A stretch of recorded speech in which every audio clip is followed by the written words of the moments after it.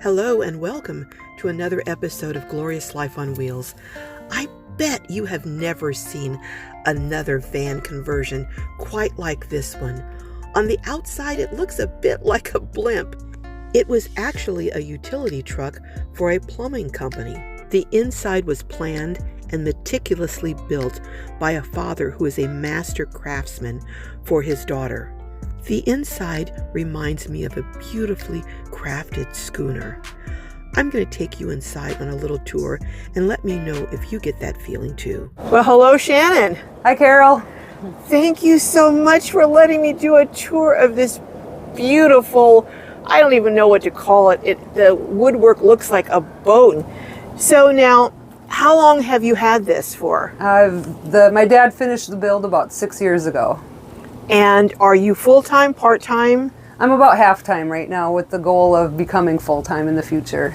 Now, you were telling me that you have things stored at your parents' home, but you're gone a good deal of the time because what? So when I'm home, my part-time job, I do a lot of in-home dog sitting, so I'm kind of living out of a suitcase half the time, just going from house to house. So now you were telling me that you have had the wanderlust for a while and you've been all over. Can you share with my viewers a little bit about that? Yeah, so out of high school, I knew I wanted to go to college, but I didn't know how I was going to pay for it. So I ended up joining the Army National Guard, and they covered a lot of the college expenses, and I was able to travel through the military quite a bit for the 9 years I was in, with deployments to Bosnia and Iraq, and that kind of sparked the wanderlust, and from there I just kept traveling overseas, and I went and taught English in Korea. And when I came back to the United States, I knew I still wanted to keep traveling, which is what sparked the idea of doing a van. Now, you also have done a lot of backpacking. You were telling me some of the hikes that you have done. Can you share that? Yeah, in 2021 I did the Appalachian Trail with an organization called Warrior Expedition, and they outfit veterans and put 10 of us out on the Appalachian Trail, and then I just wanted to keep going from there, so I went and did the Pacific Crest Trail, and now I'm trying to get away from that a little bit and just get back into traveling around in the van. Well, first of all, thank you for your service. And it sounds like that Appalachian Trail trip would have been like a reality show, 10 veterans on. I mean, I'm just seeing a reality show in the making there. We joked that it could have been, It for could sure. have been. Oh my goodness. Well, let's go inside and look at this beautiful, beautiful build. I'm looking at this quilt and it is just beautifully done. Where and how did you come across this quilt? So when I was hiking the Appalachian Trail with Warrior Expedition, there was some generous women out of Franklin that made these and gifted it to the veterans that were hiking the trail. And most of them are red, white, and blue for the military, for our country, but I kind of decided to go with the non-traditional quilt of valor. And then I saw on it you have like a dedication or something. So you were saying they had a ceremony, they presented these to all the veterans? Mm-hmm. Oh, how beautiful is that? Well, since we're over here already, let's go ahead and get started on the bed. So now this is what, a twin size? Mm-hmm. And I was looking, being nosy, and I looked down and I saw this wood here. It's just beautiful wood. What is that? It's made out of hickory. It was leftover flooring from my parents' log cabin. Okay. And then you have a furnace under here. Mm-hmm. And then I saw you have vents outside for that.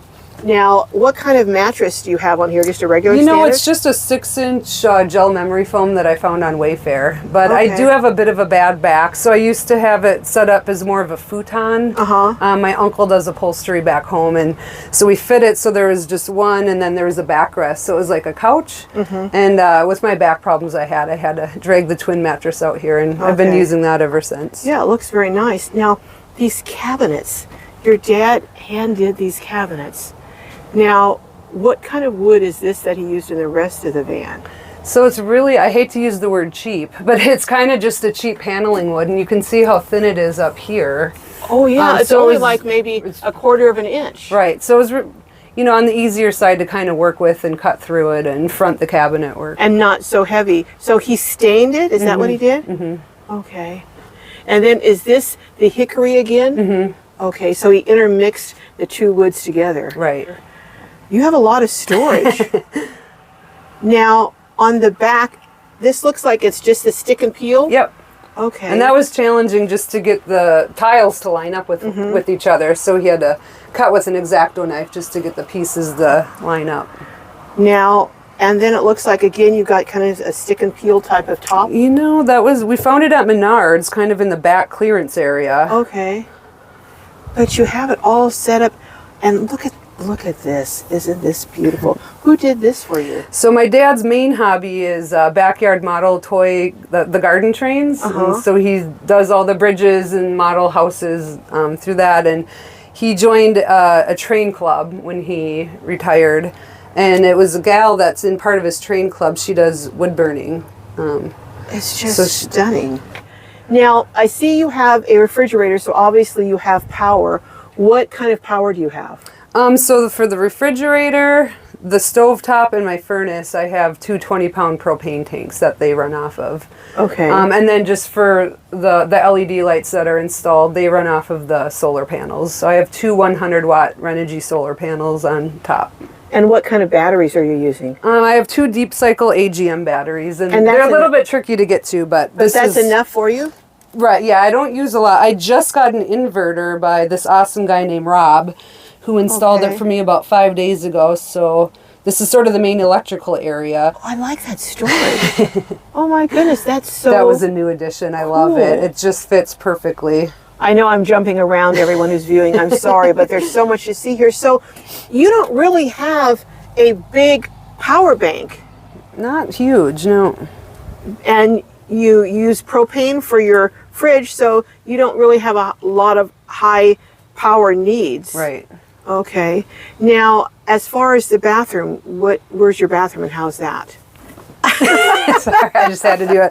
I just have a little, you're welcome to step around. Okay. I do not have a shower. It's an RV toilet that we found on, I believe it was eBay. Most of the stuff in here is either eBay or Amazon. But it has like a flush pedal thing. Okay. Regular RV And then toilet. he tiled in here. Now this feels like soft linoleum. Just kitchen tiling that. Again, we got it at Menards. A lot of the stuff out of here is from Menards back home. And then you have storage up over here.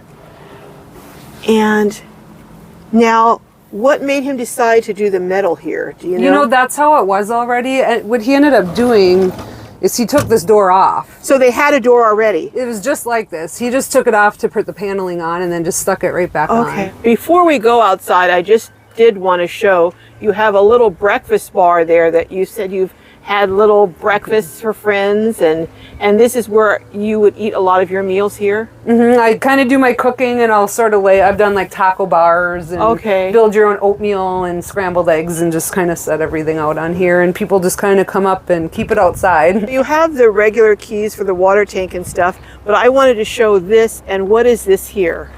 So that's for the refrigerator. So your dad did a vent to vent the refrigerator. And then on the other side, I wanted to show something too. Over there, that is what? This is for the furnace vent. So he added the vents for furnace and tank. And then another thing I wanted to show, you were saying that as you look up here, the solar panels are partially covered by the back door, but you have a way that your dad did that you can uncover them. Can you show us that? Sure.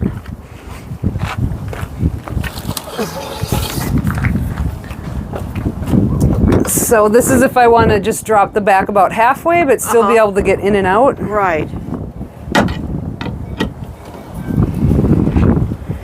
And so you can still get in and out, but now, oh, your solar panels are opened up. Your dad, he thought of everything, didn't he? He did. Oh my goodness. And there's one last thing I wanted to show, a lock. And I thought this was a really cool lock that was on the van when you got it from the plumbing company. Let's go ahead and look at that. So it's got the component here that's attached to the door, and this lock here. And can you show just how it locks? I don't know. Oh, okay. So it's going to be hard for someone to get into that. It's just the bar that goes right through the... Now, you were saying, though, that you don't really use it when you're inside because you want to be able to, if you need to be able to get out the back door in a hurry. Just in case there's a fire, an emergency or something. That's why I don't really use it unless I'm going to store it somewhere for a long time. But I just wanted to show that in case people are interested in finding something like that. I like that. Well, Shannon, thank you so much for sharing your beautiful home on wheels. And this is just a salute to you and to your dad. But we will catch you down the road and hear about your travels when you become full-time. All right, thanks, Carol. Thank you. Bye-bye.